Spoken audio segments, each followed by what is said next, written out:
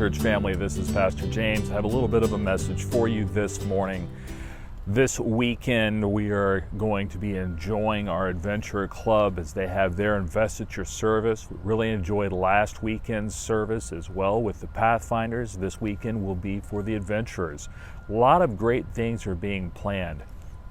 Parents, I know when you hear your child's name called for an achievement, whether it's for an adventurer honor, for being invested, whether you're a Pathfinder parent and your child was invested there or received an honor, or like last night for me personally, my son graduated from 8th grade.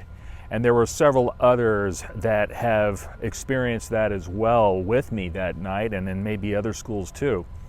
And there's graduations coming up this weekend, and this is that month, isn't it? The month of May. Isn't it amazing to hear your child's name called?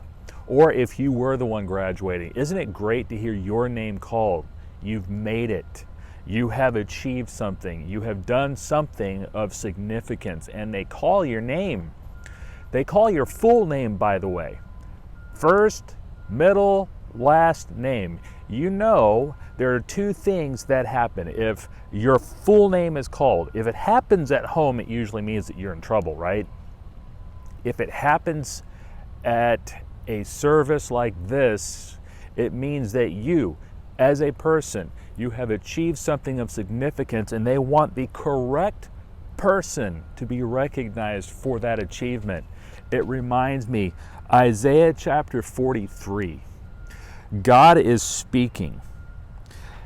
Through Isaiah, he says, "But now, O Jacob, listen to the Lord," here he goes, "who created you. O Israel, the one who formed you, says, do not be afraid, for I have ransomed you. I have called you by name. You are mine. When you go through deep waters, I will be with you. When you go through rivers of difficulty, you will not drown. When you walk through the fire of oppression, you will not be burned up. The flames will not consume you, for I am the Lord your God, the Holy One of Israel, your Savior. I gave Egypt as a ransom for your freedom. I gave Ethiopia and Seba in your place. Others were given in exchange for you. I traded their lives for yours because you are precious to me. You are honored, and I love you. Do not be afraid, for I am with you. I will gather you and your children from east and west. I will say to the north and south, bring my sons and daughters back to Israel. From the distant corners of the earth, bring all who claim me as their God. For I have made them for my glory. It was I who created them." I love how Isaiah puts that.